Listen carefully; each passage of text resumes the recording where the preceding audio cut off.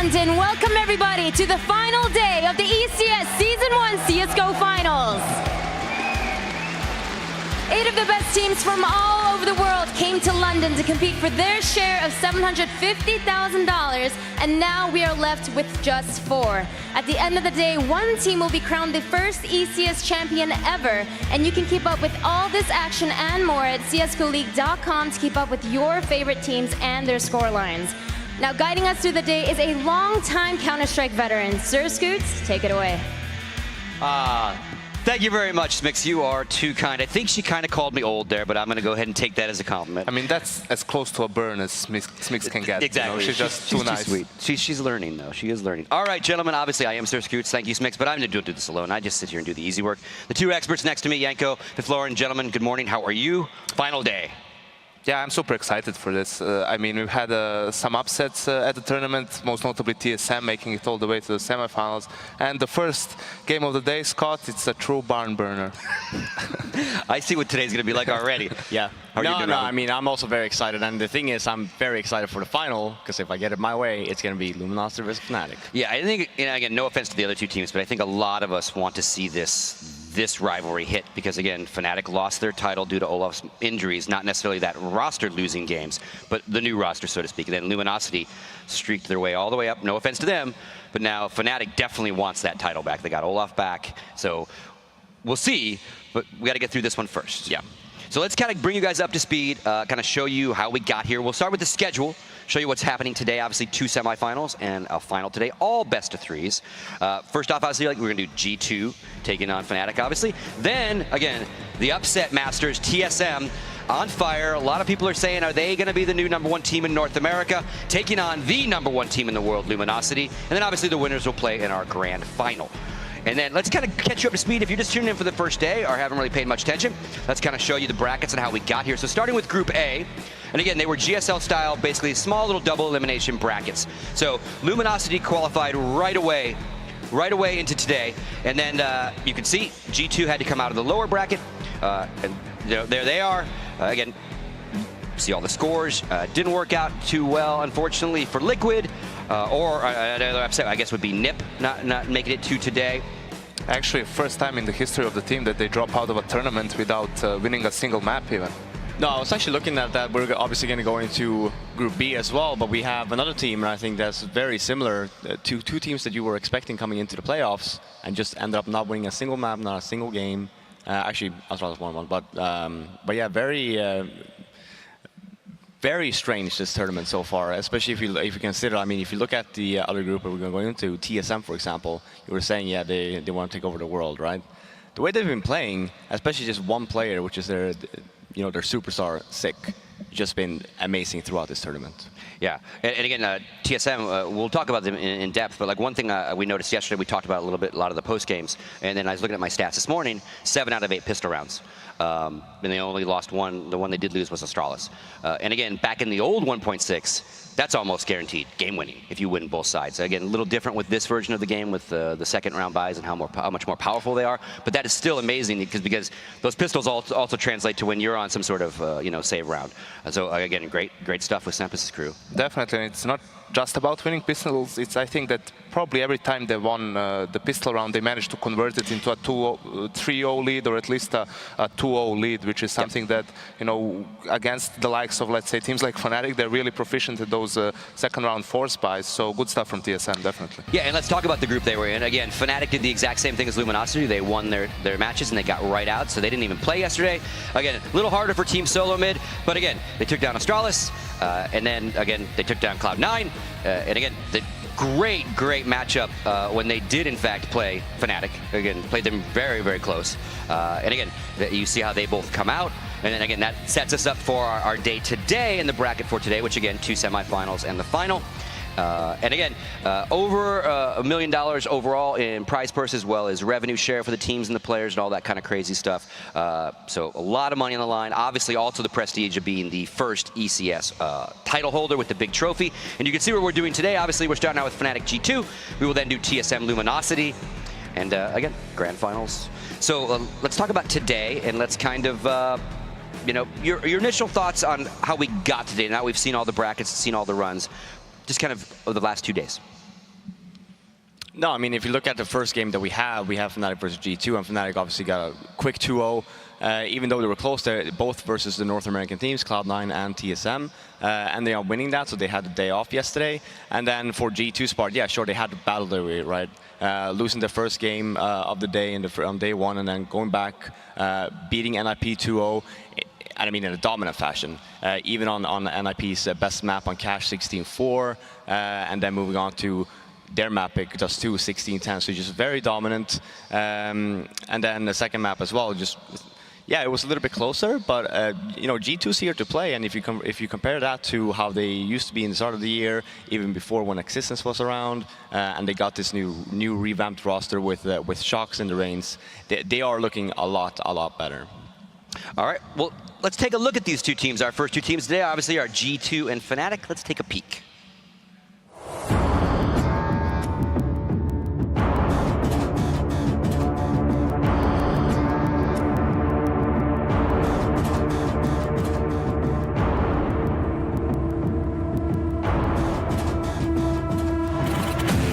shox and Scream. They're the two players that drive that team forward, shox in particular, because they mostly go for simple execute, simple strats that revolve basically around him making space and then his team capitalizing on it. Fnatic just play their own game. They're so amazingly good at playing off of each other. They just crush you in the end or win close games, and they can make it work so well since it's all 5 players doing it.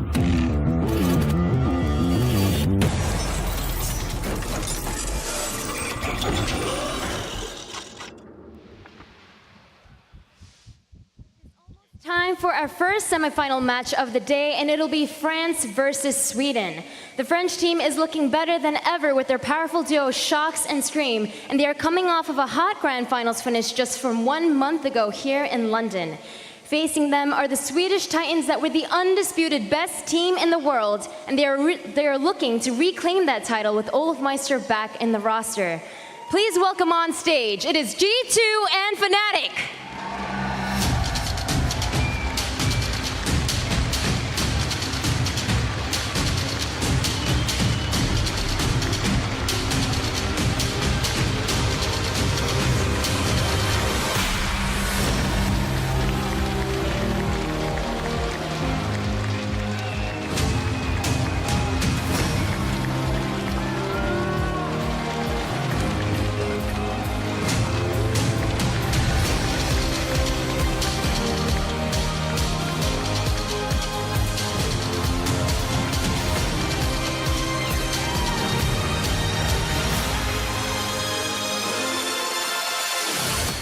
All right, let's get into the Score pregame report. Obviously brought by the Score Esports, a fantastic app where you can get all your latest esports stats, scores, updates, not only for the ECS, not only for Counter-Strike Global Offensive, but all sorts of esports. So definitely check them out.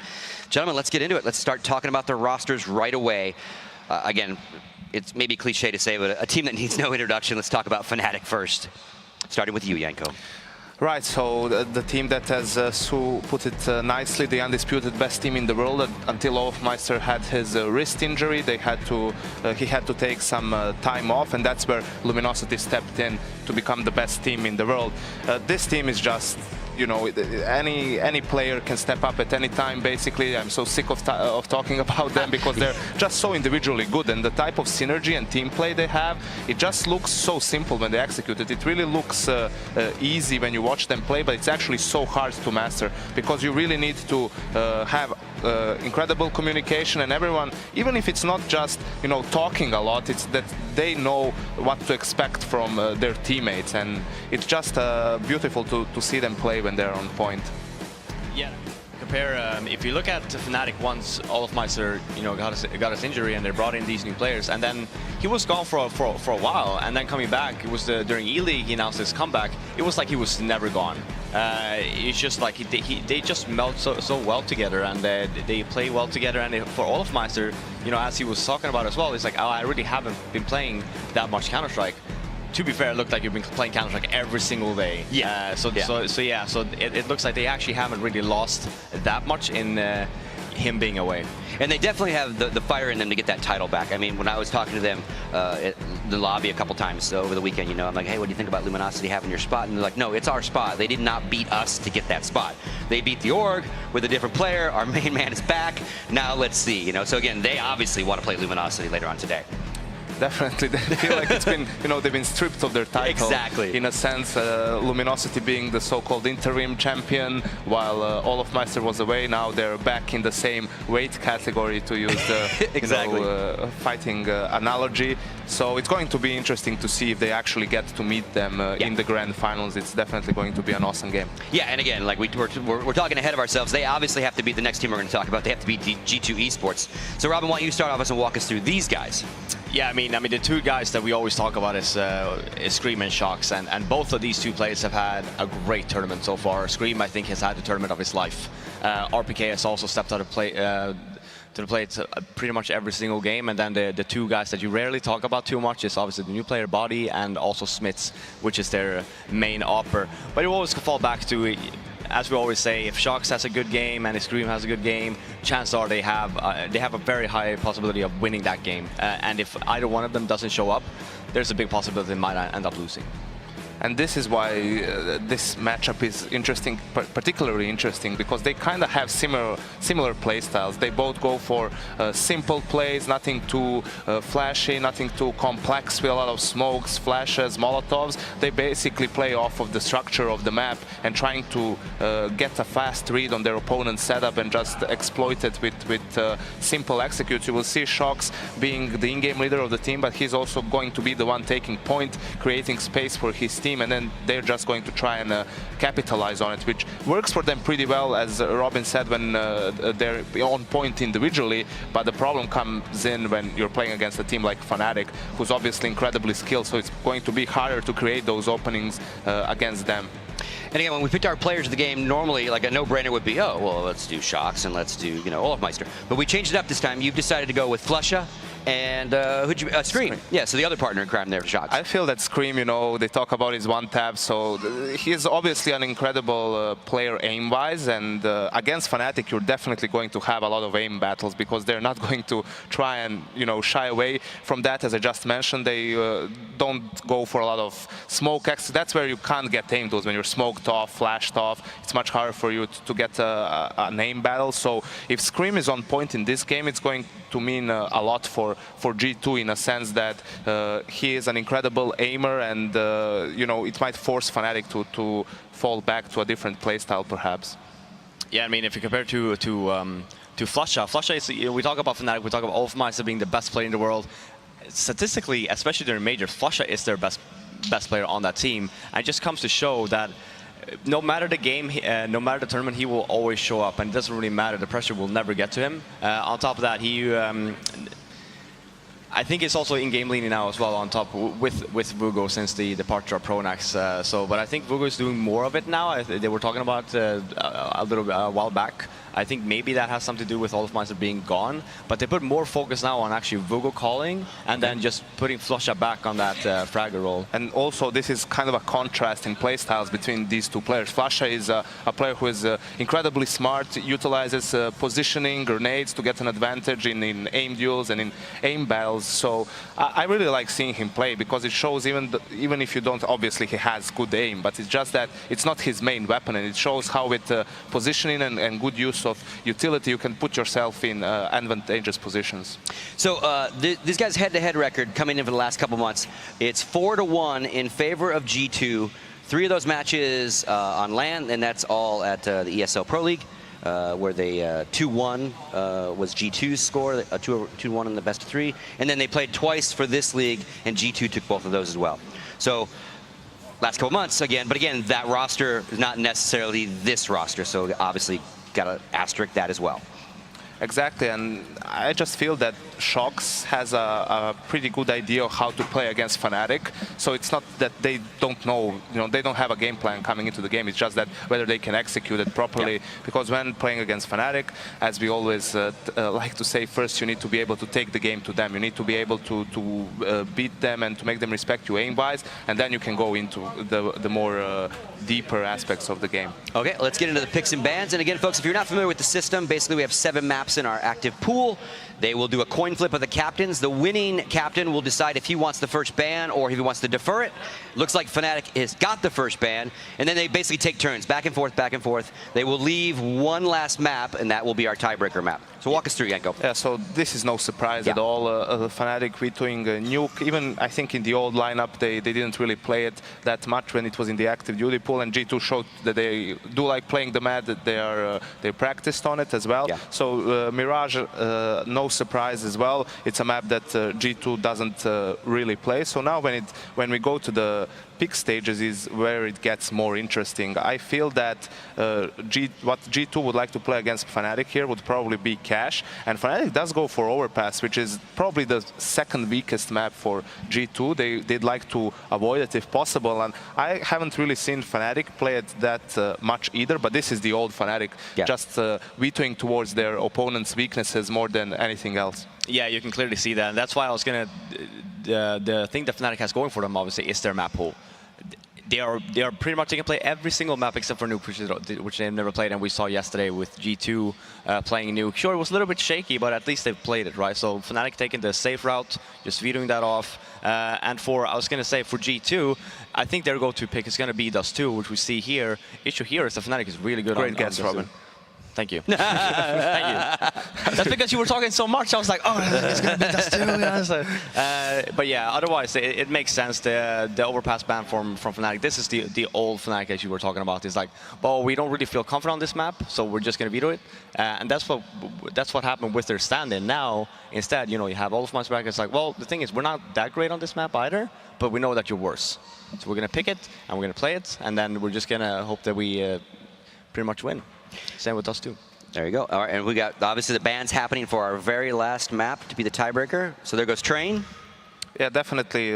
Out of the 3 maps remaining, Fnatic is more comfortable playing Cash or Cobblestone, and they know that G2 also plays Train, so the ban makes complete sense. And now it's up to G2 to make the decision what they would prefer playing. I feel that Cash is a stronger map for them, so yeah, they go for the Cobblestone veto, and Cash will be our decider. So the thing with Fnatic and their map pool and everything is that it doesn't really matter what map they play, because their playstyle isn't dependent on having like executes on a certain map and set setups. They just play off of each other really well. They have a default setup, and then they work around it. They try to get map information, try to get information on what setup their opponent is having, and work around that.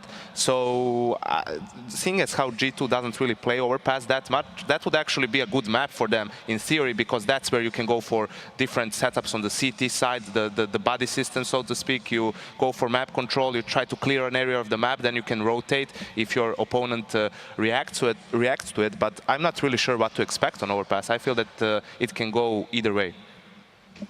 Yeah, G2 very smart in picking Cash instead of Cobblestone. We saw there throughout this weekend that they have not been good on it. So just taking that, and again, they beat NIP on Cash as well, looking extremely strong. And it looks like they actually took some time and actually did some work on that map. But yeah, I think here, I mean, the first map's going to be Overpass, and then on top of that, you have Dust2 a second, which for G2, I don't know.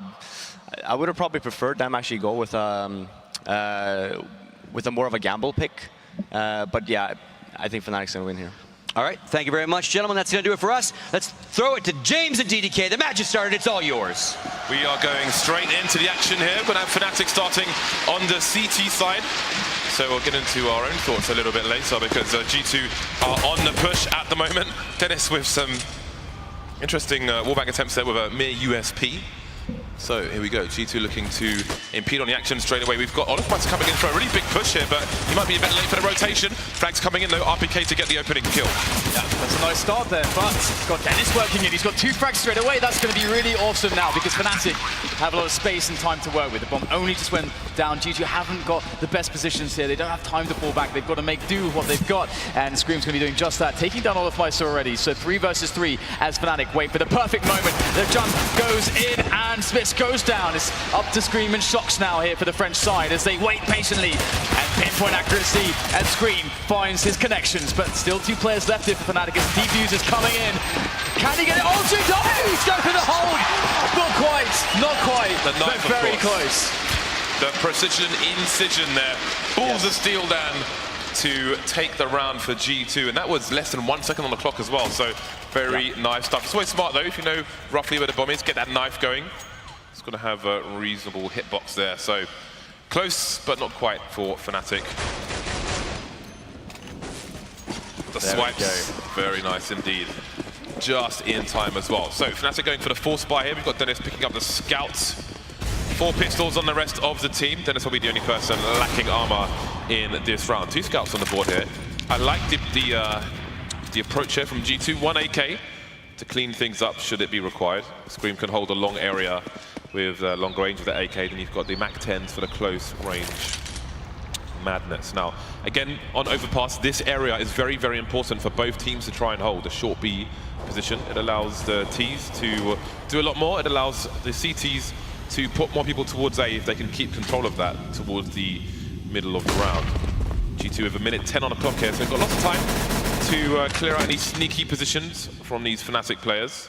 They're doing it well there. This is what you want to do. You want to just go up that A-long area. That's a nice connection there to Dennis. He's not going to get anything back himself, which is pretty unfortunate there, because every second that passes now, G2 getting closer and closer, closing that distance onto Dennis. Another missed shot there for Dennis, and he's not going to get much more opportunities here, I would think, as he does get some reinforcements. But again, G2 doing it well here. They are pushing up A-long, trying to force a response. They've got 2 players toilet side to catch any flanking players. And there is going to be one of those. We've got olofmeister creeping up by the fountain now. But will G2 be able to catch him, or will he get some damage in? A problem for G2 is there's 30 seconds left, and they are still yet to push or kill a single player. KRIMZ finally going down, and now this might just work out here for G2. JW though got a CZ, and he can get multiple frags with it. That's a long reload zone, he will only get 1 kill. Team kill coming in though. Scream taking down bodyy. Dennis with 10 HP, and this round should indeed be over. Not a good start there for Scream. At least it was a headshot. He only shoots head, James. He only shoots for the head. So yeah, the 2-0, and what I really love to see there from G2 is that was really disciplined, and there was a lot of focus going into it. You know, a round like that, some teams get a little bit complacent, but G2, they weren't doing that here. They played it by the book, and Fnatic, they tried to play as optimally as they could. I mean, Dennis did get a few opportunities to get some tags in.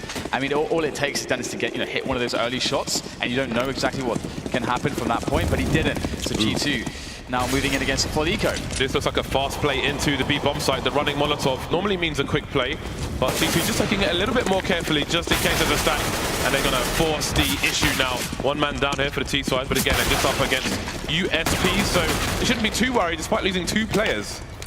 This should be okay, but you never know, especially with Fnatic and flusha in tow. Dennis always dangerous. Scream's being dinged to 5 HP now, so there are actually real problems here for G2. Yeah, absolutely.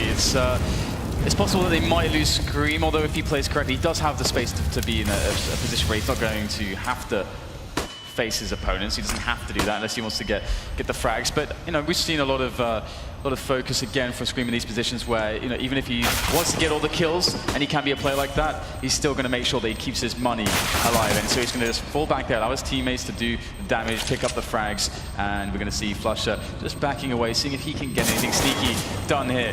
Looks like it's not going to happen. Shox is in there with the pistol, and that's going to be the round for G2. 3-0. A quick start here for the French side as they make their mark on Overpass, and we get the buy-in from Fnatic finally, but it's not going to, well, it could feature an AWP, and it will. Okay, so JW is going to pick up an AWP, but he's going to be sacrificing any Kevlar or grenades to go with it. So interesting spot for Fnatic because they have such a low amount of utility to work with. Yeah, lack of grenades. I mean, we've seen a lot of aggression from olofmeister very early on in this round, so it looks like he's feeling it. Got Dennis moving down the long area at the moment, but he's quite deep on his own. flusha was over towards toilets, but he's kind of in a middle position at the moment, so Dennis is somewhat isolated. Used to have Edouard down there for Na'Vi as well, and Na'Vi used to smoke off that area, which made things really weird for the T side. Sometimes they'd be deep where Dennis is, sometimes they wouldn't be anywhere near there at all. So it was a good way to waste time for the Ts, making them have to spend extra time clearing out areas. And again, the short B position hasn't really been taken by either team at the moment. You see shox asking questions of it, and olofmeister is peeking a little bit to see what's going on. So passive by both teams in that direction. Most of G2, well, all of G2 upper A actually at the moment, and there we go. Dennis is going to get taken down with no response here for the CT. Yeah, I definitely respect what Dennis was trying to do there. He's You could hear so much going on towards the toilets and party area. He's thinking, all right, if I find that perfect timing and I get the flank in, I'm going to be putting my team in a massive advantage here. And as you said, there was no support, and it's a big risk, but Fnatic are a team that can do that sort of stuff because they can rely on people like JW. But he's got to connect it because G2 are getting closer and closer, and they're definitely going for it at the moment. They have no proper contingency with nobody towards that B bomb site. So here it is. It's going to be on flusha. He's close range, but he has the grenade up. body's going to take him down straight away. JW's in now with that AWP, but he can't get a single connection. This looks really bad right now for Fnatic. Another missed shot. Bombs going down now, all the G2 players alive. Only shox is a bit tagged at the moment, and Fnatic are already abandoning ship. And I think JW, that last shot, I think he moved just before he fired it, which made his gun woefully inaccurate. And this is a really bad start here for Fnatic. I mean, I think this map selection is quite dangerous if G2 take the first one. And they're off to a very good start indeed. And again, with shox and Scream, they are really performing towards the upper end of their skill bracket. And that's not good for Fnatic, that's for sure. Yeah, we saw already yesterday just quite what they can do on a map like Dust 2. So yeah, they definitely need to be answering back soon here, Fnatic. Stop that momentum. Now we've got, of course, a situation where they should survive with 3 players here, unless someone tries killing the console or something. So they're good to bring those 3 guns into the next round, which means they can force it up. Because with 3 players surviving, it's very easy to get, drop for 2 of those 3 players who don't have anything, and then they can play out the round. So it's not the biggest loss in the world that they didn't get it right that last round. They did take some gambles. We had Dennis with that push towards A-Long. And I'm curious what Fnatic will go for here, because there is definitely a lot of space for them to go for aggression. Although G2 have shown that they're very, very good at positioning themselves early to the mid-round to counter any aggression from the CTs. But here it is, it's Dennis with that FAMAS. Fnatic never afraid to go for an aggressive stand versus an opponent. G2, this entire tournament, G2 have always had a good read on what to expect from their opponents.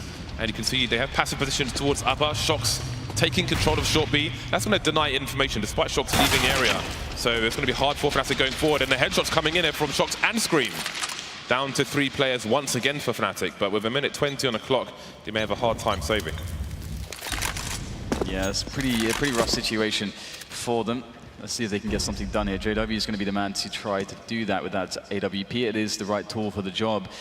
But what can he find with it? We've got another smoke coming in that's going to deny him vision, and also it means that he's got that long-range weapon. People can get behind that smoke and close the distance without him easily realizing. That's also an issue for him now as he looks for something, but he's going to back away. And as you say, they're already down 2 players. They needed some kind of equalizer before the push hits the bomb site, because all G2 need to do now is just play the numbers game. They know it. They're going to go towards the B bomb site, and it looks like actually Fnatic have either a good read on this, or they're deciding just to stack a site. And if that's the case, they're going to get lucky, because here comes G2. Well, lucky or unlucky, down goes KRIMZ to SmithZz, and the charge is going to come in. But again, it might be a case of if they can stop the bot from going down. That's a very fast trade, though, leaving flusha alone with a mere UMP. So much for him to do. How's he going to avoid getting traded in the situation? bodyy comes in for the final frag. AWP if they want it there as well for SmithZz, and indeed RpK will collect that. G2 off to a roaring start here. Now that's going to put Fnatic in a difficult position. They could go for a buy here, but it would be distinctly lacking in utility. So some money will be spent, but it's going to be a bit of a save for the following round here for the Swedish side. 5-0, they'll be at maximum loss bonus, which is a plus, so they'll have big utility going into the next round. Then I just want to pay attention. G2 have a renewed focus there. You see how patient they are once they're up at 5 versus 3. They're not going to overextend, take any unnecessary risks. They're being super, super patient. And I was talking with some of the other casters last night. There was a round where one team, I think it was on train, waited until there were 30 seconds left for somebody to peek them with an AWP to get a frag there and start charging. I want to say it was G2, I could be mistaken there, but they are playing very well at the moment. The decision making is really strong with the French side at present. We'll see if it continues. Yeah, that was something I wanted to mention as well. The patience, that's really working out well for G2. And another thing as well about that sort of play is that can be really frustrating to play against if you're the team that's behind, because you're waiting for them to make a mistake. But if they never drop their guard, if they're always so patient and focused, it's very hard to find that opening that you need to take advantage of. And another good anti-eco strategy. You can see that G2 can just keep their backs all together against this long wall, use those ranges, and trade effectively with the numbers. But getting tagged down here, this is what should have happened in the previous instance of this, where Dennis had that scout. And you can see the impact it's having now. G2 kind of having to go towards toilets now. They want the closer engagements. And can they get close to the bomb site? That's the question. Already a lot of damage done. This could go very badly for G2 if they're not careful. First kill made by bodyy though. More entries to find. 2 players left on the bomb site. The grenades will do good work in removing these players. But what damage can they get in the process? It looks like they can't get enough. Although JW, what is this? Finds himself 2 quick headshots. And that's something, but that could have gone a lot worse for G2, to be honest. Yeah, and that was not even on the 2 players who had been tagged by the wow. What can I say about that? That's a good illustration, I guess. That one wasn't even the 2 players who were tagged by the scout there, so that could have been much worse for G2. Good recovery considering the damage Dennis did early on, and great play by Dennis to get 1 tag up towards long and then just completely run away, not go back to the well one too many times. So, Fnatic's big buy, their next big buy has come in, double orbs coming out now. A distinct difference, the aggression hasn't paid off. You can see Dennis isn't deep towards long this time, indeed it's been abandoned for the time being. Let's see how they use these orbs. See JW over towards the B bomb site. Olofmeister is going to be the second AWPer as well. He was playing B previously, but now he's moved over towards the toilet. So a complete change in formation here for Fnatic. Yeah, and Scream actually hasn't died yet. He's got 14k in the bank. There's so much money on G2. They've been doing very, very well in these anti-eco type rounds in saving money. It's a lot of work for Fnatic to accomplish, and they need to do it now with this double orb setup. Otherwise, it's going to get even more out of hand. So let's see what they can do, and let's see if Scream can keep his streak alive. And he is going to be following shox, the dynamic duo of shox and Scream. JW's on the angle. There it is. Scream goes down. So, well, there's the first step. Can JW survive this, though? He's under a lot of fire at the moment. Able to smoke himself off, just waiting patiently, losing his teammates to bait. But it's RpK with both frags, cleaning up the bomb site. He's not even done just yet. Dennis to fall as well. flusha and olofmeister on that retake now, but it's going to be a tough one. Yeah, we've got smoke after smoke coming in. Olofmeister, though, they're serving themselves up. They're trying to put themselves in a trade situation. No trade necessary. RpK will get the frag. flusha now. Last man standing for his team versus 3. Not going to be easy. Too many angles to cover. 7-0 for G2.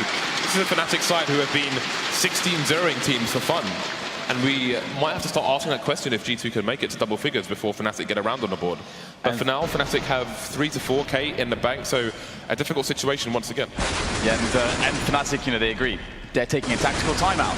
They've got to figure out how to handle this situation. G2, they're looking so strong right now, and I think that's the thing that you know, was they brought it up on the desk, saying, you know, that the style of G2, you know, it often does rely so heavily upon players like the shox and Scream, because they are the hard hitters, the true hard hitters of the team. Obviously, you have very respectable and skilled players in, you know, the likes of RpK, SmithZz, and bodyy, but still, you know, it's usually about shox and Scream being able to open up the map against the best players in the world, and so far they've been able to accomplish that. But not only that, we're seeing that in the last couple of weeks to kind of create more consistency.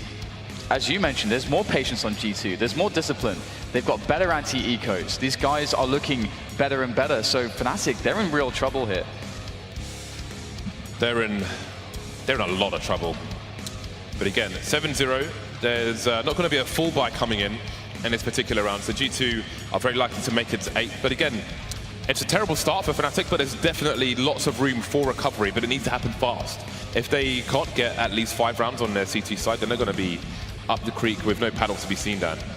Yeah, it's really tough decision-making wise as well, because, again, we talked about this earlier, if you're playing against a really patient team who's willing to wait and willing to, you know, have very good trade situations all the time, it can be hard to find the opening aggressively, especially as a CT side, because G2 get all of the ability to decide, you know, where the action is going to be on the map by, where they dictate, which, with the attack will go either towards the B bomb site or the A spot site. Are they going to try to work on connector control, sewers control? You know, they can make that decision. Fnatic have to react as the CT side, as the defensive side. They can try to take the aggression to G2, but again, so far G2 have been very, very good at covering themselves in that way. So it's probably going to be more of a setup-based sort of situation for Fnatic when they're making a decision here, as well as, do they take away sewers? That's something they haven't focused on too much just yet in the future rounds. So we'll have to see how it works out, how the map will be controlled by Fnatic in that 9th round. But for now, it's going to be the half buy, as you mentioned. Olofmeister doesn't have any kills just yet. And if he's not showing up, then Fnatic are definitely going to have problems, as evidenced by the current score. Fnatic opting for aggression now with their CZ, and shox might be in trouble because he could get pincered here, but that makes RpK's position really important. When you have Ts in the short B position, you have to have somebody in connector so they don't get flanked by the CTs, which is surely going to happen. Surely they're going to start pushing the door here, and RpK will have to cover for his team. Indeed, there it is, just waiting for the angle, and the flusha gets taken down. It's a very important setup to have, so make sure you're aware of that at home as well. If you're playing pugs and so on, you have to have someone in that connector position, just holding an angle on the door. Otherwise, your teammates are going to get wrecked. It's actually really cool as well, because a lot of teams do like to put people towards connector on rounds like this with half buys, with the pistols. It's a good close range location. And a lot of teams will just try to like throw in grenades and try to push it close range with the rifles. But there you've got that setup where shox is really baiting the guys out towards the sewers from that area. So it's a really smart way to handle that situation from G2. I really like that. And now, you know, you see again, they're taking the bomb up A-long. Again, A-long is always going to be one of the best ways to approach an anti-eco. But that said, Dennis is in with a quick frag now, and now the AK's been stolen away, and he's got some Kevlar too, so round's not done just yet, but shox is really working on it. 2 players left now for Fnatic. Will Olof be able to get his first kill? He's looking for it. He's got some targets to find, but not hitting much at the moment. And he will get taken down by none other than Screamers. Headshot, of course. Dennis now last man standing. May want to hold on to his AK if he can. He's got Kevlar as well. I mean, he'll be good for a 4-buy in the next round, but an AK is always better than an M4. That connector position that RpK was in, it's really very, very dangerous to push that, even when you have teammates in tow when the CTs are on an eco.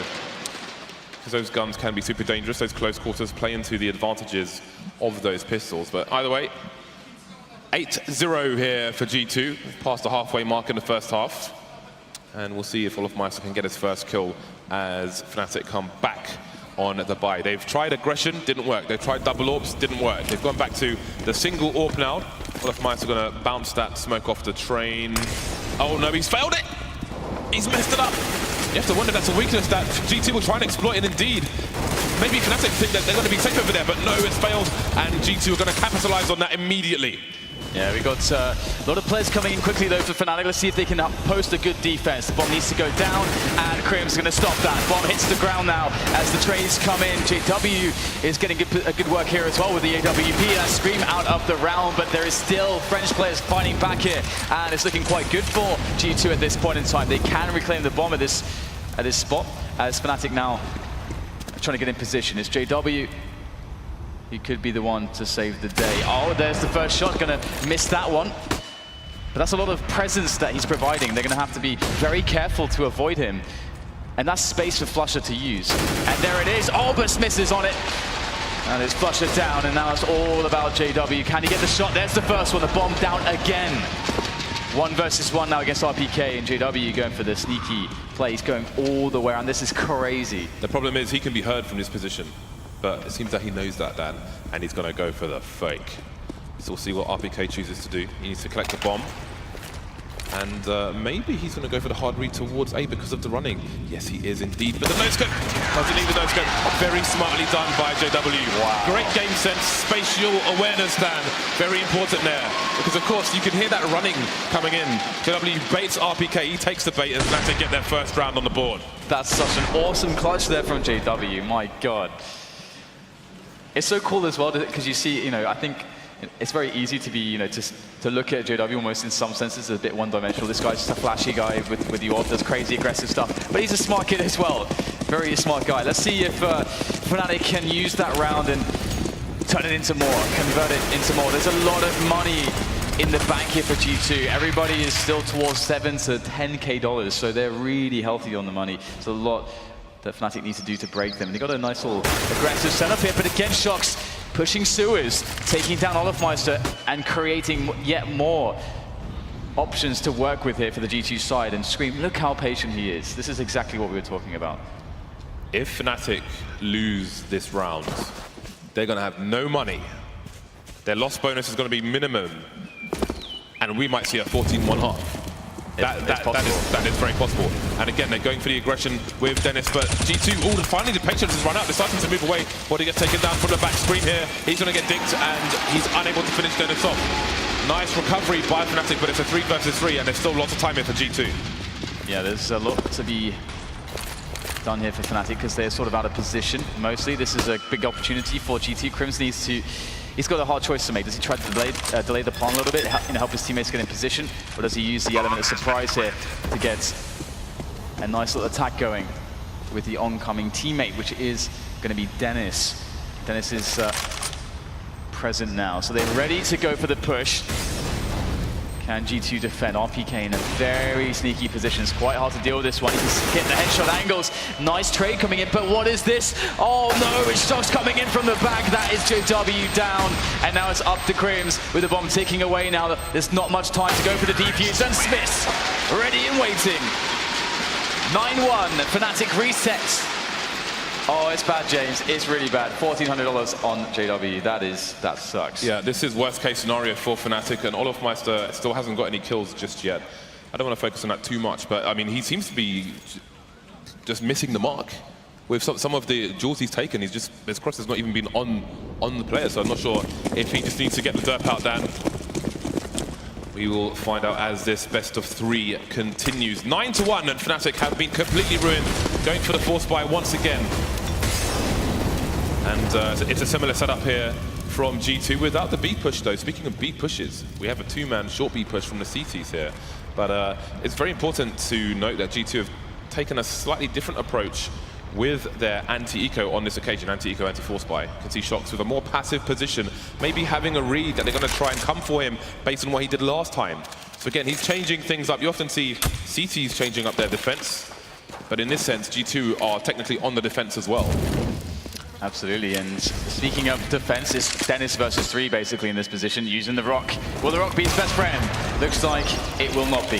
SmithZz with a frag, and that could have been an important engagement for Dennis to get a bit of damage in, but he does nothing. And now shox with his 1 versus 1 finds KRIMZ. KRIMZ is going to win it. That's a nice little frag there, because shox, of course, was alone, meaning that the weapon can be easily picked up and tossed over to JW. So there's something to work with in this round now for the Fnatic side. But the problem is that G2 now found their way onto the bomb site. They got players all over the place like RpK ready to deal with the rotation.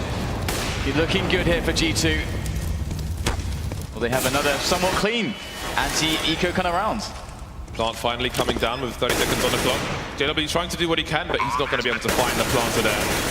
2 plays left now for Fnatic, and this looks somewhat unlikely. JW has a decision to make.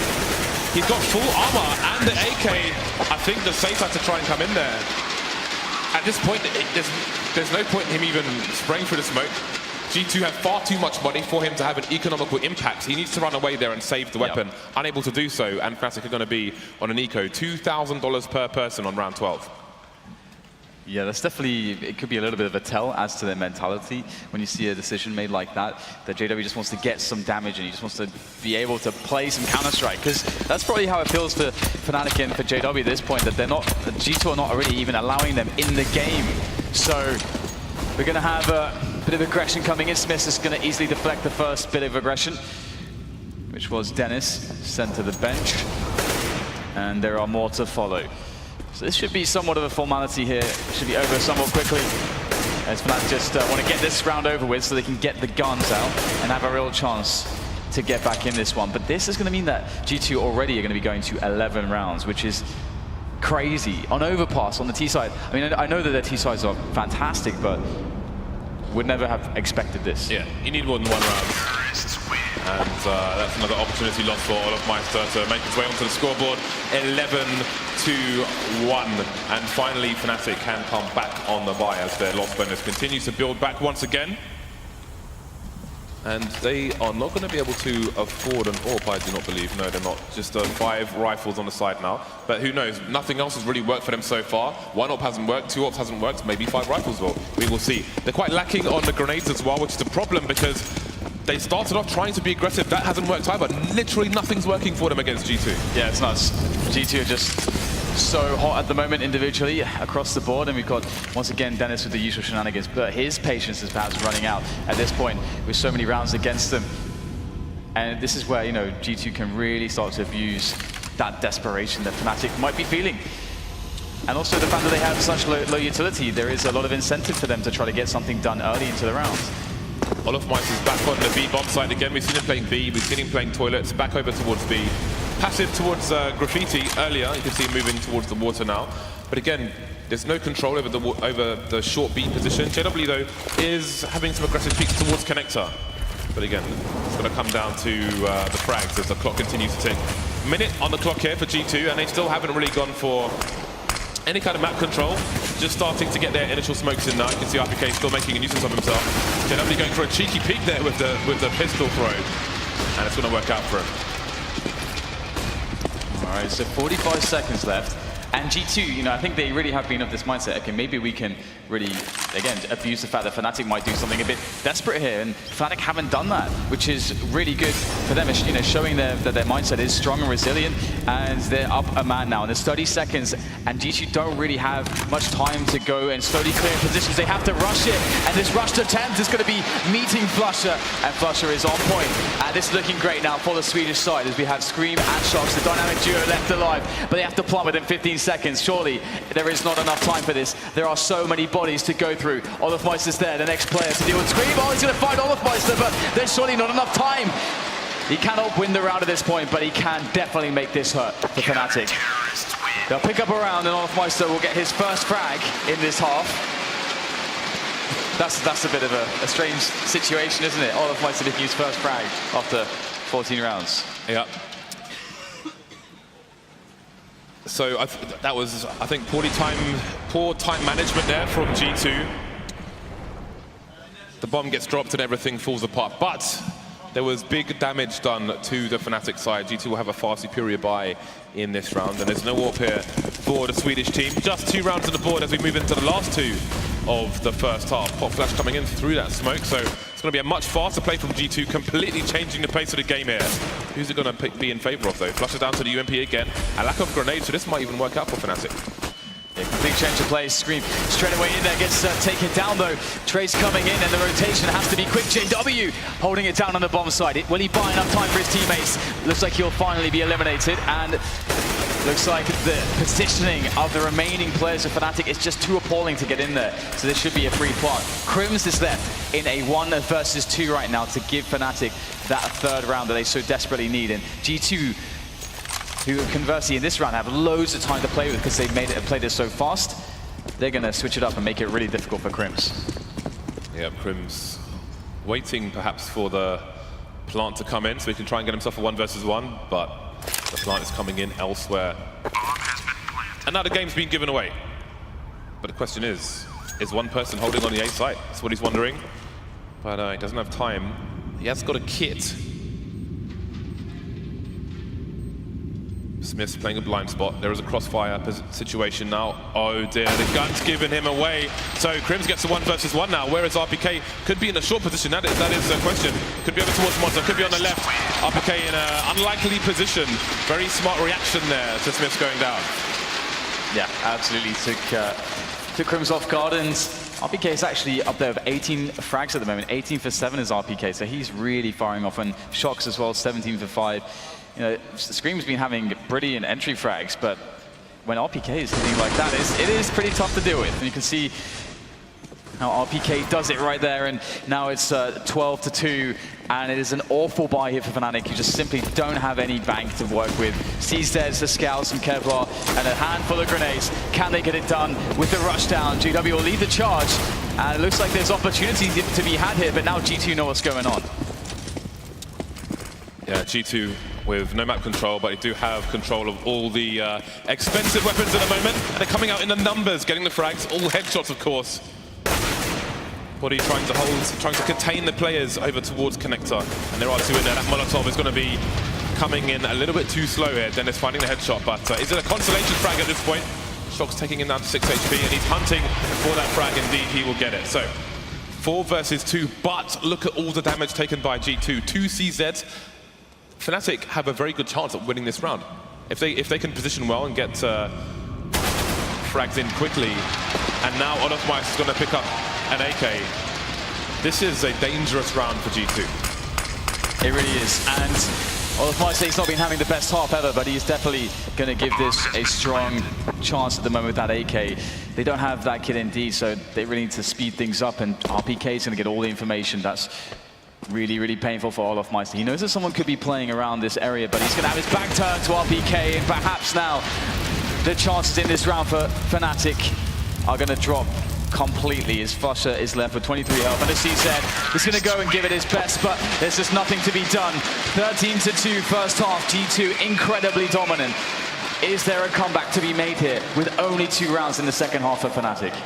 These are the scores you used to see on the CT side when the map was still being figured out by the teams. 13-2 T half from G2. Not the start Fnatic were expecting, maybe not the start people were hoping for, as I think a lot of people want to see that Luminosity Fnatic final, but maybe G2 will throw a spanner in the works here. Fnatic could get straight bodied in the second half. I mean, they have to win the pistol. They won 2 rounds, right? And one of the rounds that they won, it was by timeout. It's more or less because of G2's mistake of playing it so slow, and at the end, Scream basically killed everyone anyway. So even of the 2 rounds they won, they only really won 1 of them. So it's just an awful situation. There's just no sugarcoating it. But with the pistol round, perhaps hope can be found. So early aggression here from the G2 side, but they're starting to move back. Again, RpK in control of short B, but SmithZz has been taken down, and Fnatic looking to charge. Safety in numbers, looking to overwhelm this A side here. Scream has the other ideas though, finding the headshots. Bomb goes down as well. That's going to slow things down. Running out of bullets though, and olofmeister will punish. 3 versus 3 shox, positioning to allow his teammates to run distraction, but Fnatic, expecting a rotation, will rotate themselves. Yeah, just going to make things a little bit more difficult here for G2, force them to have to rotate into this one, and bodyy, that is a pretty important frag right there, finding it with the P2000, and maybe that is all the damage that's necessary. But KRIMZ, here he goes. Oh wow, shox so fast. And now it's down to Olof. This could be redemption here. Here he goes, 1 versus 3. It's pretty hard with so many people facing. He's going to try to isolate the players there as he possibly can, but it's not going to pay off in the end. Too many. And the round goes to G2. 14-2. This is a train wreck, James, but I can't look away. It is indeed.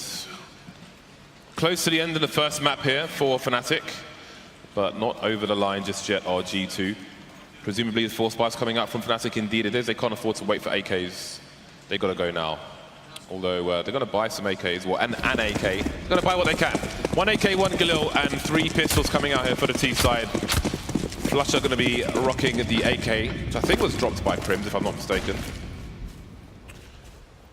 So let's see, what is the plan with this smoke? Haven't seen one from that position before. Okay, standard one. Can be thrown from pretty much anywhere. This is a very open skybox on this map.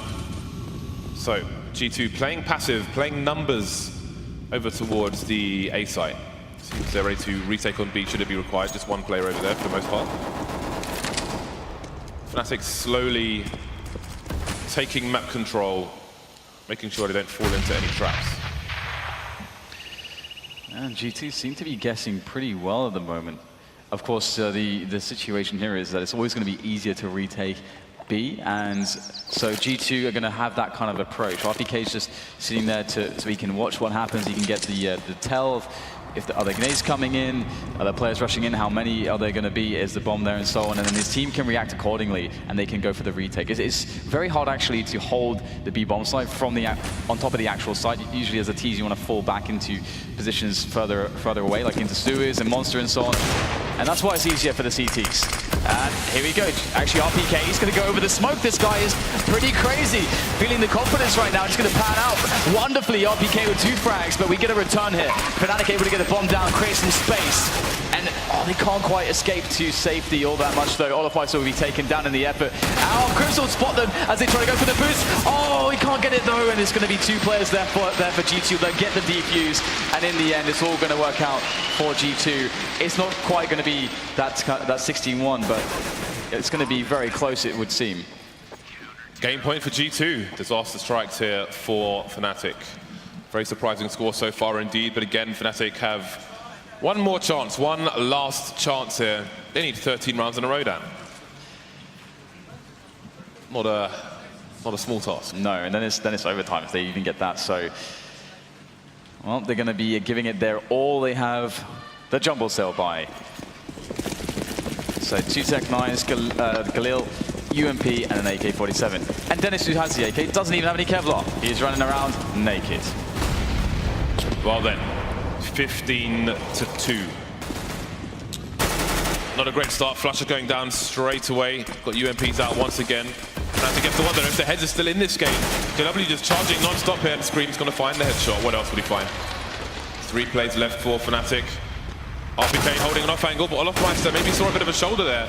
Bodyy will respond though and keep control of the short B position. The final 2 Fnatic players out of position right now. Dennis takes down Scream, but gives away the position of the bomb. Alright, so lots of time left here for Fnatic to make decisions, and Bodyy is towards SmithZz there for G2. That's a really important position. Now he's going to be in the spot, one of the 2 players, and that's a really big tell here. And there is another one, it's shox. He's going to be catching one of these 2 players with a nade in his hand. He can't get the frag though. So Fnatic still have the opportunity to switch up their decision. They're not committed either which way at the moment. And SmithZz is just waiting patiently, trusting shox to be able to hold here, trusting that if it is going to be that he won't need help initially, so SmithZz doesn't get caught out of position, he can just sit still. And shox is looking towards Monster. It's as if he knows he can read the game so well. And now it's just down to olofmeister for Fnatic to stop them from going down. He's going to get the kill here, steal away the bomb again. 20 seconds to plant. And will SmithZz guess right? Looks like he's in SmithZz at the moment, so he's got a very, very good position. olofmeister with no help to work with. SmithZz is on top of things. 16-2. What a result there for G2 in map 1. Who could have predicted this? I have no idea. Yeah, this is not a scoreline. I wasn't sure which way this map would go, actually. Overpass between these 2 teams. But a 16-2, not something that anybody could expect here. So there's a very dominating performance coming in from G2 to kick things off here. Going into Dust 2 as well. That's a very dangerous map. Again, I always say it, shox is very, very at home on that map. And G2, we saw them perform on Dust 2 earlier in this tournament, and then it looks absolutely savage on that. They were always in the numbers when they were up against CT, so I think Fnatic are going to have a hard time on that map as well, potentially. Yeah, I mean, G2, everything's been working for them this tournament, all the work that they've been putting in. I mean, you could talk about Scream yesterday. He was hitting his shots, but he was saying, you know what, it's about the team communication. Our communication's really on point. We're playing really well together, and we can see that. For Fnatic, they've got to go back and work out how the hell do they come back from that kind of defeat. Indeed they do. They've got a few minutes to gather their thoughts and get their heads back into the game. We will see you for Dust 2 after the break.